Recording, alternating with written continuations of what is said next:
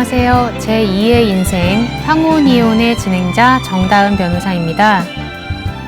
결혼 후 자신의 이름을 잃어버린 채 누군가의 남편, 아내, 부모로 불리며 살아온 세월. 더 늦기 전에 나라는 존재를 찾으려는 분들이 어렵게 내린 결정 황혼이혼. 제2의 인생 황혼이혼에서는 황혼이혼에 관한 다양한 사례와 함께 법률 지식을 전해드립니다. 이혼 후 자녀의 양육은 어떻게 하여야 하는 것인지 양육권에 관한 사항 그리고 양육비 걱정하시는 분들 많으시죠? 이혼하기 전에 가장 걱정되는 점이 무엇인지 제가 여쭤보면 정말 많은 분들이 아이를 혼자 어떻게 키워야 할지 모르겠어요. 또는 이혼해서 아이를 못 보면 어떻게 하죠? 라고 대답하시는데요. 오늘은 이혼 후 자녀의 양육권 및 양육비 결정에 관한 내용, 그리고 과거의 양육비 청구에 관한 내용에 대해 알아보겠습니다. 자녀를 양육하는 부부가 이혼하는 경우 당사자들은 자녀의 양육에 관한 사항을 협의해서 정해야 합니다. 양육에 관한 사항에는 3가지가 포함되어야 하는데요. 첫 번째로는 양육자를 결정을 해야 하고, 또 두 번째로는 양육 비용의 부담에 관한 사항을 정해야 하고요. 또 마지막으로 3번째는 면접교섭권의 행사 여부 그리고 방법을 정해야 합니다. 양육비에 관한 부모의 협의가 이루어지지 않거나 또 협의할 수 없는 경우에는 가정법원에 청구해서 정할 수 있고요. 가정법원이 직권으로 양육비에 관해 정할 수도 있습니다. 부모는 자녀를 공동으로 양육할 책임이 있고 또 양육에 드는 비용도 원칙적으로 부모가 공동으로 부담해야 하기 때문이죠. 네, 그런데 어떠한 사정으로 인해 부모 중 어느 한쪽만이 자녀를 양육하게 된 경우에는요, 양육하는 사람이 상대방에게 현재와 장래의 양육비 중 적정 금액의 분담을 청구할 수 있는 것이고요. 이에 대한 협의가 이루어지지 않는 경우에는 법원이 개입을 하게 됩니다. 이 경우 가정법원은 자녀의 의사, 그리고 자녀의 나이와 부모의 재산 상황, 그 밖의 사정 등을 참작을 해서 양육비를 정하게 됩니다. 법원에서 부모의 재산 상황을 어떻게 파악을 해서 양육비를 결정하는지 궁금하실 수 있는데요. 먼저 첫 번째로는 양육비를 청구하는 부모 일방이 상대방의 재산 상황에 대한 자료를 직접 제출을 할 수 있겠고요. 또는 가정법원에서 미성년 자녀의 양육비 청구 사건을 위해서 필요하다고 인정을 하는 경우에는 직권으로 또는 당사자의 신청에 따라 부모의 재산 상태를 구체적으로 밝힐 수 있는 재산 목록을 제출하도록 명할 수도 있습니다. 이러한 절차를 재산 명시 절차라고 합니다. 네, 그런데 이러한 재산 명시 절차에 따라 제출된 재산 목록으로도 재산 상황의 파악이 어려운 경우가 있겠죠. 재산 상황에 대해서 거짓말을 하는 경우가 있을 것이고 또 본인도 잘 모르는 재산 상황이 있을 수도 있고요. 이럴 때는 가정법원, 공공기관, 금융기관, 단체 등의 당사자 명의의 재산에 관해서 가정법원이 직접 조회를 할 수가 있습니다. 가정법원은 이렇게 파악된 당사자들의 재산 상황이나 여러 사정들을 참작해서요, 자녀를 양육하지 않는 상대방이 양육자에게 지급해야 할 양육비를 결정하게 됩니다. 양육비를 산정하는 기본 원칙은 자녀의 복리를 최우선으로 하고 또 자녀에게 이혼 전과 동일한 수준의 양육 환경을 유지하는 것이 바람직하다, 이렇게 보는 데 있습니다. 만약에 부모 중에 일방이 소득이 없다면 양육비를 부담하지 않아도 되나요? 이렇게 물어보시는데요. 그렇지는 않습니다. 현재 소득이 없더라도 최소한의 자녀 양육비에 대해서 책임을 분담하여야 하고요. 다만 쌍방의 보유 재산 규모, 또 생활 능력, 그리고 서울가정법원의 양육비 산정 기준표에 따른 표준 양육비 등을 포함해서 여러 사정을 고려해서 분담하게 될 양육비가 정해지게 될 것입니다. 참고로 우리가 흔히 접하는 양육비 산정 기준표라는 것은 서울가정법원에서 2021년에 공표한 양육비 산정의 가이드라인인데요. 당사자들이 양육비에 관해 협의를 하거나 또 법원이 양육비 액수를 판단하는 경우에 적용할 수 있는 하나의 기준입니다만 법적인 구속력이 있는 것은 아닙니다. 네, 이 산정 기준표에 기재된 표준 양육비라는 것은요. 양육 자녀가 2인인 총 4인 가구를 기준으로 할 때 자녀 1인당 평균 양육비입니다. 그리고 부모 합산 소득은 세전소득을 기준으로 할 때 근로소득, 사업소득, 부동산 임대소득이나 이자 수입, 정부 보조금, 연금 등을 모두 합한 순수입의 총액이 되겠습니다. 이렇게 표준 양육비에 부모의 재산 상황이나 자녀의 거주 지역, 또 자녀의 수, 고액의 치료비나 교육비 등 가산되는 요소 그리고 감산되는 요소 등을 고려해서 양육비 총액을 확정할 수 있습니다. 예를 들어 보겠습니다. 부모 합산 월 소득이 600만 원인 부부가 이혼하면서 만 6세의 자녀 그리고 만 2세의 자녀 이렇게 두 자녀를 아내 쪽에서 모두 양육하기로 했다고 가정을 해보겠습니다. 네, 아까 말씀드린 이 표준 양육비 표에 따르면 부모 합산 소득이 월 600만 원인 경우 6세 아이의 평균 양육비는 약 147만 9천 원이 되겠고요. 또 2세 아이의 평균 양육비는 약 140만 1천 원이 됩니다. 그렇다면 두 자녀에 대한 월 양육비를 합치면 약 288만 원 정도가 되겠죠. 이러한 표준 양육비 금액에 개별 사정을 고려해서 가산하거나 감산하는 요소들을 적용하게 되는데요. 예를 들어 부모의 재산 상황이 너무 좋거나 또 너무 나쁘다. 그렇다면 그에 따른 가산 또는 감산이 가능하고요.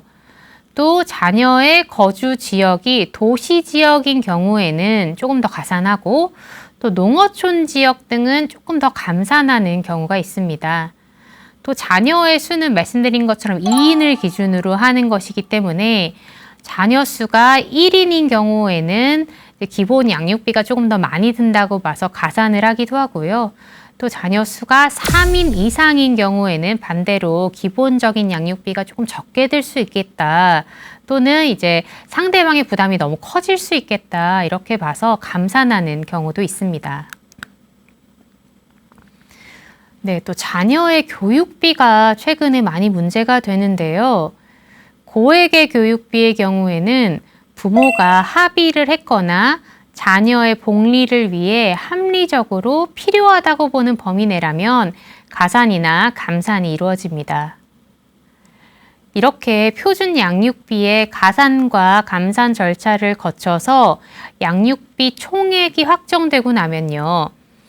양육자가 그 중에 몇 프로를 부담할 것인지, 그리고 반대로 비양육자는 몇 프로를 부담할 것인지 이 분담 비율을 결정을 하고요. 이를 바탕으로 비양육자가 양육자에게 지급할 양육비를 최종적으로 산정하게 됩니다. 네, 이렇게 양육에 관한 사항은 한번 결정이 되고 나면 바꿀 수 없는 것일까요? 아닙니다. 특별한 사정이 있다면 변경이 가능하고요. 또 양육에 관한 사항이 결정이 된 후에도 자녀의 복지를 위해 필요한 경우에는 가정법원이 직권으로 또는 부, 모, 자녀 및 검사의 청구에 따라서 양육에 관한 사항을 변경할 수도 있습니다. 네, 그렇다면 친권자 그리고 양육자가 변경되는 경우는 어떤 경우가 있는지 사례를 통해 한번 알아보도록 하겠습니다. 남편과 아내는 2008년에 혼인신고를 마치고 두 자녀를 출산했습니다. 결혼한 지 약 10년이 지나서 부부가 이혼을 하게 됐는데요. 자녀를 누가 키울 것인지 또 재산 분할은 어떻게 할 것인지 이런 사항들에 대해서 합의가 이루어지지 않았기 때문에 결국 소송을 통해 이혼한 사례입니다. 이혼 소송에서 아이들의 친권자 그리고 양육자로 남편, 즉 아버지가 지정이 되었고요. 아내, 즉 어머니는 남편에게 아이들의 장래 양육비로 자녀들이 성년이 되기까지 자녀 1인당 월 60만 원을 지급한다는 내용이 판결이 선고가 되었었습니다. 아내는 이에 불복해서 항소를 했는데요. 항소심에서는 결국 아내가 자녀들의 친권 및 양육권을 포기하면서 대신 자녀들의 양육비로 매월 60만 원은 너무나 부담스럽다. 매월 1인당 30만 원을 남편에게 지급하겠다 이렇게 이야기를 했고요. 남편 역시 이에 동의하면서 이 부부 사이에 조정이 성립했습니다. 이후 남편이 자녀들을 양육하고 또 아내는 정기적으로 자녀들을 면접 교섭하며 지내고 있었습니다. 그런데 아내가 어느 날 늦은 새벽에 아이로부터 전화를 받게 됩니다. 아이가 전화를 해서는 아버지가 나를 때렸다 이렇게 한 것인데요. 알고 보니 아이가 새벽까지 게임을 하고 있다는 이유로 술에 취한 남편이 아이를 심하게 폭행했던 것입니다. 아내는 전화를 받은 즉시 본인이 경찰에 전화를 해서 남편을 아동학대 혐의로 신고했고요. 당시에 폭행의 정도가 상당히 심각했기 때문에 남편에 대해 아이들에 대한 접근 금지, 그리고 전기통신을 이용한 접근 금지 등을 명하는 임시 조치 결정이 내려지게 되었습니다. 그 이후 자녀들은 엄마, 즉 아내와 지내고 있는 상황에서 아내가 가정법원에 자녀들의 친권자 및 양육자를 본인으로 변경해달라 이렇게 청구를 한 것입니다. 네, 법원은요. 자녀들의 나이를 고려할 때 양육자에 대한 의사가 충분히 존중되어야 하는 점, 그런데 청구 당시에 자녀들이 아내와 살 것을 원하고 있고 또 실제로도 그 당시에는 남편이 아닌 아내와 함께 생활을 하고 있던 점, 그리고 아내와 남편 모두 이 변경하는 청구에 있어서는 모두 자녀들을 아내 쪽에서 양육하는 것에 동의를 한 점 등을 고려해서 자녀들의 친권자 및 양육자를 아내로 변경했습니다. 네, 근데 앞서 말씀드린 것처럼 남편이 자녀들을 양육할 당시에는 아내가 남편에게 양육비를 지급하고 있었잖아요. 그렇다면 이렇게 양육자가 변경되는 경우에 당연히 양육비는 남편이 아내에게 지급하는 것으로 바뀌어야겠죠. 네, 그렇기 때문에 법원은 친권자 및 양육자를 변경함과 동시에 남편이 아내에게 자녀들이 성년에 이르기까지 월 60만 원씩을 지급하는 것으로 정했습니다. 네, 이렇게 특별한 사정으로 인해서 자녀의 복리에 더 도움이 된다 이렇게 보는 경우에는 양육자가 변경될 수 있겠지만요. 양육자를 바꾸는 것이 자녀의 입장에서는 너무나 큰 생활의 변화가 되는 것이잖아요. 그렇기 때문에 현실적으로 친권자와 양육자를 변경하는 것은 쉬운 일은 아닙니다. 네, 다른 사례를 함께 한번 짧게 살펴볼 텐데요. 남편과 아내는 협의 이혼을 하면서 아내를 친권자 및 양육자로 하는 것으로 합의했습니다. 이후 아내는 재혼을 하였고요. 자녀는 여전히 아내가 양육하고 있었습니다. 그런데 아내가 어느 때부터는 자꾸만 아이가 아프다 또는 일이 생겼다면서 면접교섭을 이행하지 않았다고 합니다. 그러자 남편 역시 나도 내 의무를 이행하지 않겠다 이렇게 하면서 양육비를 지급하지 않았고요. 이렇게 면접교섭의 이행과 양육비 지급 문제로 다툼이 있던 와중에 아내는 재혼한 배우자와도 갈등이 생겨 다시 집을 나와서 아이를 데리고 작은 오피스텔에서 생활을 하게 됐습니다. 남편, 즉 아이의 아버지는요, 이때서야 아이로부터 사실은 엄마와 새아버지가 면접 교섭을 하지 못하게 하려고 아프다고 거짓말하도록 시켰다, 이렇게 이야기를 듣게 된 것이죠. 이에 따라서 남편은 자녀의 안전과 복리를 위해서 친권자와 양육자를 본인으로 변경해달라, 이렇게 가정법원에 청구하게 됐습니다. 그런데 법원은 이 사례에서는요, 친권자 및 양육자의 변경을 인정하지 않았습니다.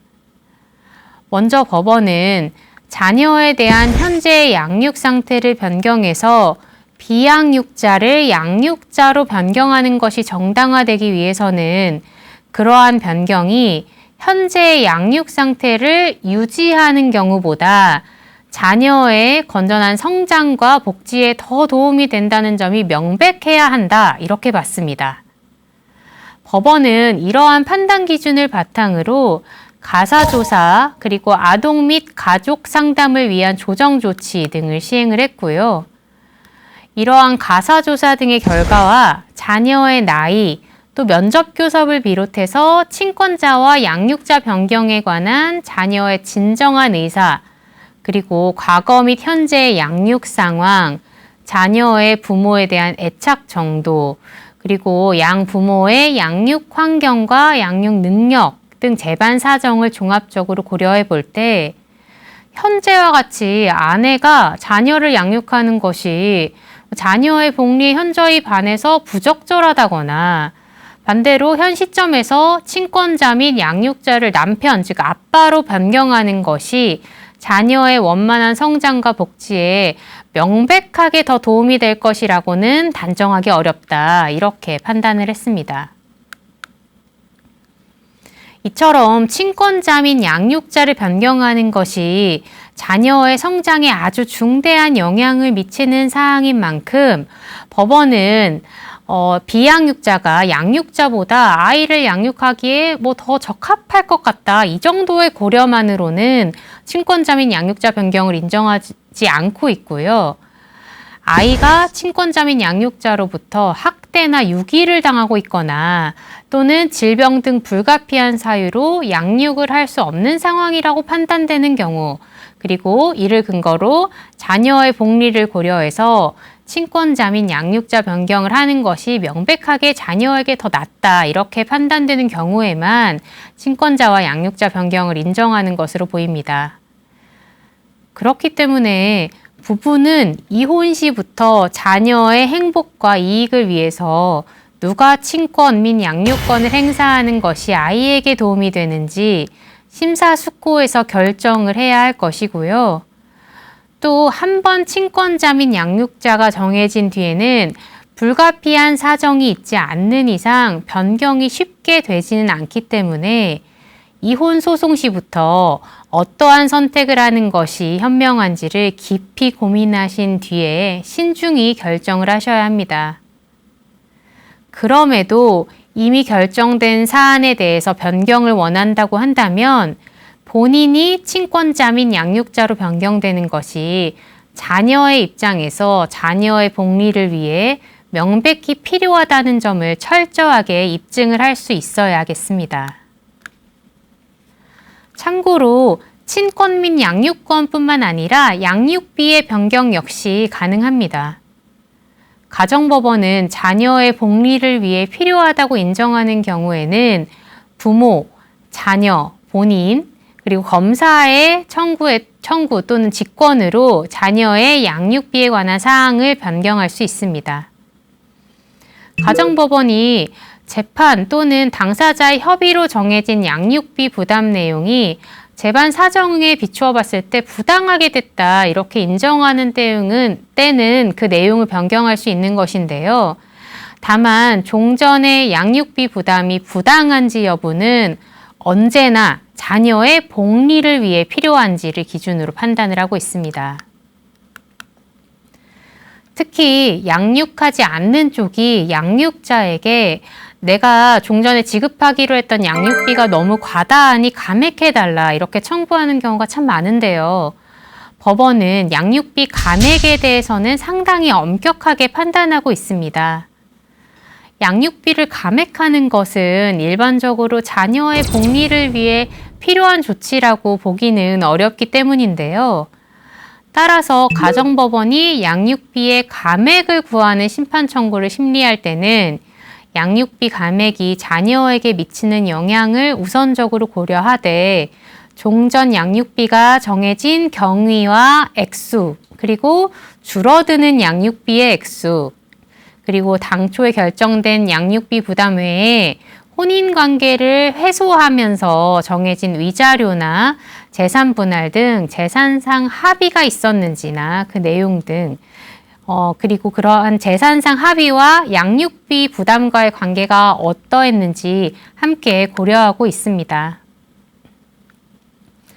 만약 쌍방의 재산 상태가 변경되었음을 근거로 양육비 감액을 청구하는 경우라면 그 변경된 내용이 당사자의 책임으로 돌릴 사정이 있는지도 고려합니다. 그 밖에 자녀의 수나 나이, 그리고 교육의 정도, 부모의 직업이나 건강, 소득, 또 물가의 동향 등 여러 사정을 종합적으로 참작을 해서 양육비의 감액이 불가피하고 또 그러한 조치가 궁극적으로 자녀의 복리에 필요한 것인지에 따라 판단을 하게 됩니다. 다음으로 살펴볼 내용은 과거 양육비 청구에 관한 내용입니다. 이혼 후 일방이 자녀를 양육해온 경우 과거의 양육비를 상대방에게 언제까지 청구할 수 있는지 궁금해하시는 분들이 많습니다. 예를 들면 변호사님 일단 이혼을 하면서 아이는 제가 키우기로 했고 또 수년간 상대방으로부터 어떠한 경제적인 지원도 받지 않고 저 스스로 양육비를 감당을 해왔습니다. 그런데 지금이라도 상대방에게 제가 지출한 과거의 양육비를 청구할 수 있을까요? 이렇게 물어보시는 거죠. 이혼한 부부 사이에서 어느 일방이 자녀를 양육하게 되는 경우에 특별한 사정이 있는 경우를 제외하면 양육하는 일방은 상대방에 대해서 양육비를 분담할 것을 당연히 청구할 수 있습니다. 그리고 부모의 자녀 양육 의무는 자녀의 출생과 동시에 발생하기 때문에 과거 양육비에 대해서도 상대방이 분담하다고 상당하다고 인정되는 경우에는 그 비용 상환을 청구할 수 있습니다. 2007년 개정된 민법에서는요, 협의 이혼 시에 양육 비용의 부담에 대해서도 정하도록 규정을 하고 있기 때문에 사실 최근에는 부부가 이렇게 이혼하면서 양육비 부담에 대해서 구체적으로 정하지 않은 경우를 상정하기는 어렵기는 합니다. 다만 그 이전에 이혼한 부부의 경우에 이혼하면서 미성년 자녀의 양육에 관해서 정하지 않은 경우가 다수 있기 때문에 이렇게 과거 양육비 청구를 할 수 있는지 또 언제까지 할 수 있는 것인지가 오랫동안 문제가 되었습니다. 이와 관련해서 최근에 상당히 의미 있는 판결이 선고가 되었는데요. 이 판결에 대해서도 한번 설명을 드려보겠습니다.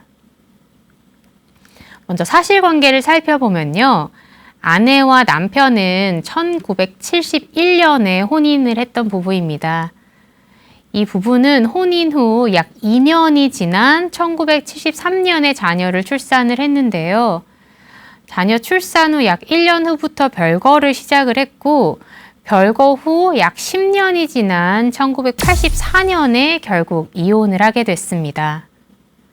별거 이후부터 자녀는 아내가 계속해서 혼자 양육을 했고요. 또 별도로 생활비나 양육비를 받지는 않았다고 합니다. 그런데 아내는 2016년에 이르러 남편에게 본인이 1974년부터 자녀가 성년에 이르는 1993년까지 혼자 아이를 양육을 했으니 본인이 지출한 과거의 양육비 약 1억 원을 분담하라는 내용의 청구를 하게 됐습니다. 네, 이 사건에서는요, 이혼한 부부 사이에서 과거의 양육비를 청구할 수 있는 권리에 대해서 소멸시효가 적용이 되는지가 문제가 됐습니다. 소멸시효 많이 들어보신 말일 텐데요. 소멸시효란 권리자가 재산권을 행사할 수 있었는데도 일정 기간 동안 그 권리를 행사하지 않는 경우에 그 권리를 박탈하게 되는 제도를 말을 합니다. 소멸시효의 기간은 권리의 종류마다 다르게 정해져 있습니다. 그런데 우리 민법은 채권에 대해서는 원칙적으로 10년 동안 행사하지 않으면 소멸시효가 완성된다 이렇게 정하고 있습니다. 다시 이 사건으로 돌아와 보면요. 아내가 양육비를 청구한 시점이 이혼 시점, 그리고 자녀가 성인이 된 때로부터 너무나 오래 지났기 때문에 이렇게 과거 양육비를 청구하는 것에 대해서 소멸시효가 도가한 것이 아닌지 여부가 쟁점이 됐습니다. 자세히 한번 살펴볼게요. 아내가 양육비를 청구한 것이 2016년이라고 말씀을 드렸죠. 이때는 아내와 남편이 모두 70대 후반의 나이로 이혼한 지 약 32년이 지난 시점이고요. 또 자녀의 나이로 따지면 자녀가 약 43세, 성년이 된 지도 20년이 훨씬 지난 시점이라는 것이죠. 법원은 어떻게 판단했을까요? 1심 법원과 2심 그리고 대법원의 판단이 달랐습니다. 자, 먼저 1심 법원에서는요. 성년이 된 자녀에 대한 과거 양육비를 6천만 원으로 인정을 하면서 아내의 청구를 일부 받아들이는 결정을 했습니다. 그런데 2심은 1심의 판단을 뒤집고 아내의 패소를 결정했습니다. 과거 양육비 청구권은 자녀가 성년이 된 1993년을 기산점으로 해서 10년의 소멸시효가 완성돼서 이미 소멸했다 이런 이유였습니다. 그리고 대법원 역시 이와 같은 2심의 판단을 받아들여서 결국 아내의 양육비 청구를 기각했는데요. 이 과정에서 종전에 법원이 유지해왔던 판결에 대해서 변경이 있었습니다. 자, 그러면 양육비 청구권의 소멸시효에 대해서 종전의 판례는 어땠는지, 그리고 변경된 판례는 어떤 내용인지 살펴보겠습니다. 법원은 종전에는요, 과거의 양육비는 당사자의 협의 또는 가정법원의 심판에 의해서 구체적인 청구권의 범위와 내용이 확정되지 않았다면 해당 권리는 어디까지나 추상적인 권리 내지 법적인 지위의 성질을 가지는 것이기 때문에 소멸시효의 대상이 되지 않는다고 봤습니다. 네, 이처럼 종전 판례는 미성년 자녀를 양육하는 쪽의 양육비 청구권을 폭넓게 보장해 왔던 것인데요. 자녀의 복리를 위해서 양육비에 대한 법적인 보호를 최대한 보장하려는 목적이었을 것 같습니다. 그런데 이런 종전 판례를 지속적으로 적용하다 보니 현실에서는 오히려 불균형이 존재하는 경우도 있게 됐습니다. 즉, 종전 판례에 따르면 양육비 청구권이 소멸시효의 대상이 되지 않는 영구적인 권리가 됐던 것이죠. 그리고 또 양육비 채무자, 즉 양육을 하지 않은 쪽의 부모의 지위에서 보면요.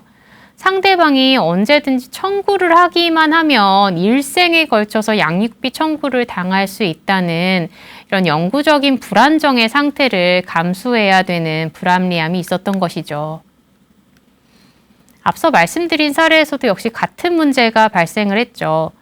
32년 전에 이혼한 부부가 70대 후반에 이르러서 이미 40대가 된 자녀에 대해서 약 20년 전에 종료한 과거 양육비로 1억 원이 넘는 돈을 청구를 한 것이잖아요. 이렇게 과거 양육비 청구를 너무 넓게 허용을 하는 것이 과연 미성년 자녀의 복리를 위한다는 후견적인 목적에 부합하는지 대법원에서 이번 판결을 통해서 신중한 검토가 이루어졌던 것으로 보입니다. 자, 그러면 변경된 판례의 내용이 어땠을까요? 대법원은 과거 양육비 청구권도 원칙적으로는 10년의 소멸시효의 대상이 된다 이렇게 판단을 했습니다. 다만 구체적으로 확정되지 않은 과거의 양육비 청구권은 자녀가 성년이 된 때부터 소멸시효가 진행된다 이렇게 봤습니다. 자, 간단히 정리를 해서 말씀드리면요. 자녀가 아직 미성년자인 경우에는 과거 양육비 청구권에 대한 소멸시효가 진행하지 않고 자녀가 성년이 된 때부터는 그때부터 소멸시효가 진행한다 이렇게 나눠볼 수 있습니다. 자, 대법원 판결의 내용을 정리해보면 이렇습니다. 먼저 자녀가 아직 미성년인 동안에는 이혼한 부부 사이에서 자녀에 대한 과거 양육비의 지급을 구할 권리는 당사자의 협의 또는 가정법원의 심판에 의해서 구체적인 청구권의 범위나 내용이 확정되지 않는 이상 소멸시효가 진행하지 않습니다. 자, 그 이유를 살펴보면요. 가장 먼저 대법원은 양육비 청구권이라는 것은 그 구체적인 내용이 확정되기 전까지는 단순히 추상적인 청구권에 불과하다는 점을 이유로 들었습니다. 즉, 이혼한 부부 사이에서 자녀 양육비의 지급을 상대방에게 구할 권리는 당사자의 협의나 가정법원의 심판에 의해서 구체적인 청구권의 내용과 범위가 확정될 때 그때서야 비로소 그 정해진 구체적인 액수만큼의 지급 청구권이 발생을 하는 것이고 그 전에는 상대방에 대해서 나는 양육비의 분담액을 구할 권리를 가진다. 이 정도의 추상적인 청구권에 불과하다는 겁니다. 그리고 법원은 자녀가 미성년인 동안에는 양육비의 변동 가능성이 있다는 점을 또 한 가지 이유로 들었는데요. 미성년인 자녀가 성장하는 동안 물가 상승, 이러한 경제 상황의 변동이 있을 수 있고 또 양육자의 취업이나 실직, 파산 등에 따른 사정 변경으로 인해서 양육 환경에 예상하지 못한 변화가 생길 수도 있는 것이고요.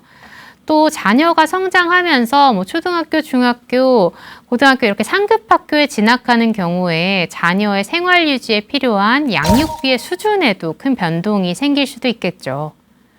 그리고 심지어는 가족 관계의 변화나 가족 사이 협의 결과에 따라서 양육자나 양육 방법이 크게 바뀔 수도 있는 것이기 때문에 양육비는 자녀가 미성년인 동안에는 그 액수 등이 고정되어 있지 않고 변동 가능성이 내재되어 있다 이렇게 본 것입니다.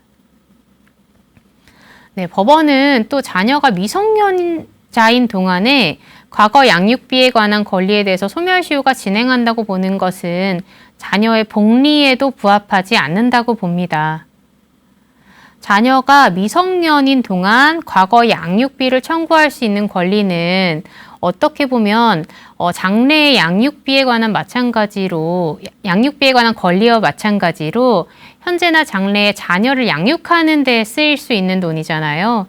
따라서 자녀의 복리를 위해서는 자녀가 성년이 되기 전까지는 그 양육비 청구권이 소멸하지 않는다 이렇게 본다는 것이죠.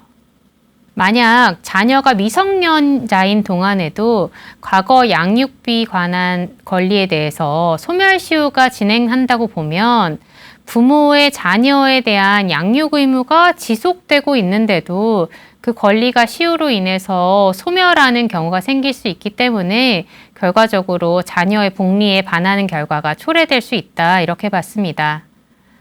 자, 따라서 자녀가 아직 미성년인 동안에는 과거 양육비 청구권은 그 권리 성질상 소멸시효가 진행하지 않게 됩니다.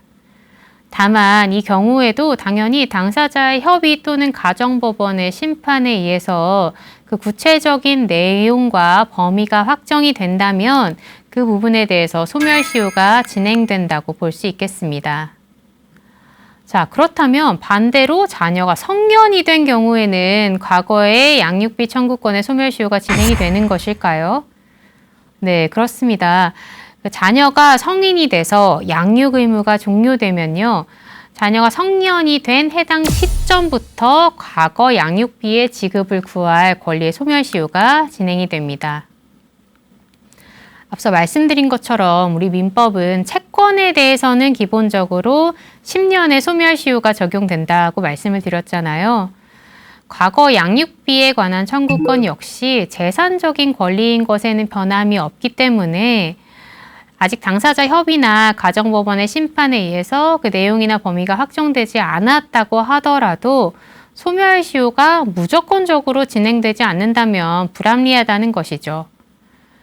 그리고 또한 자녀가 성년에 이르게 되면 부부가 공동으로 부담했어야 하는 자녀의 양육 의무가 이제 종료하고 더 이상 자녀에 대해서 장래의 양육비를 결정하거나 분담해야 하는 문제는 생기지 않기 때문에요.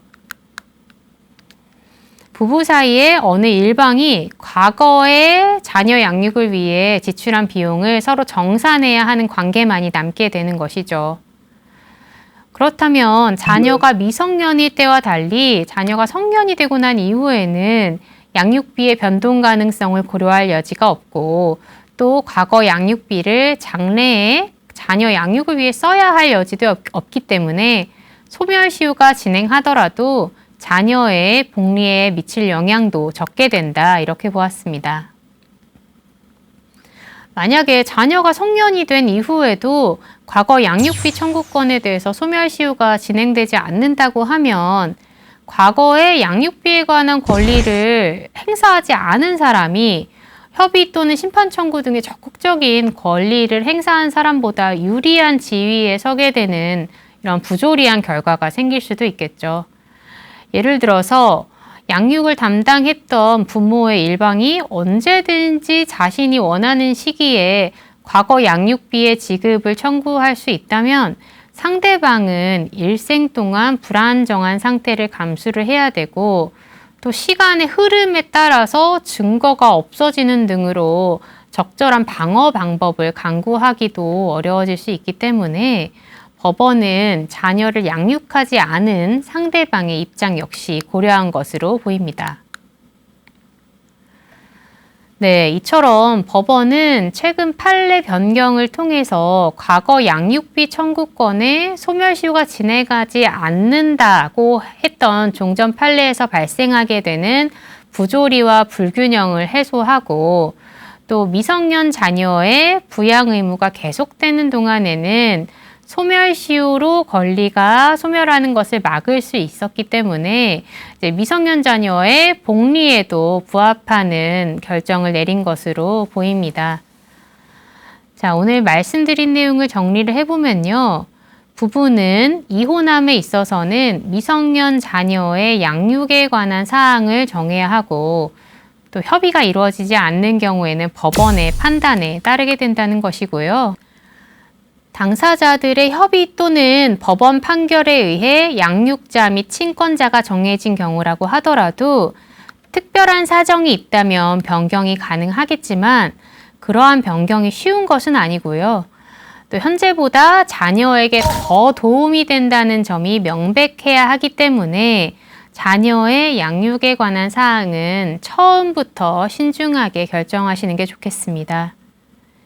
양육비 역시 사정 변경에 따라서 증액이나 감액이 가능하고 또 과거의 양육비의 경우에는 자녀가 성인이 된 때로부터 10년 이내에 청구하지 않은 부분은 소멸시효가 도과할 수 있다는 점 기억을 해두시면 좋겠습니다. 부부는 인생이라는 여행길을 평생 함께 걸으며 고락을 함께 나눈 동행자입니다. 황혼이혼을 생각하시기 전에 긴 세월 함께해온 깊은 정을 다시 한번 헤아려 주십시오. 그래도 돌이킬 수 없는 결심이라면 저희 제2의 인생 황혼이혼에서 도움이 되어 드리겠습니다.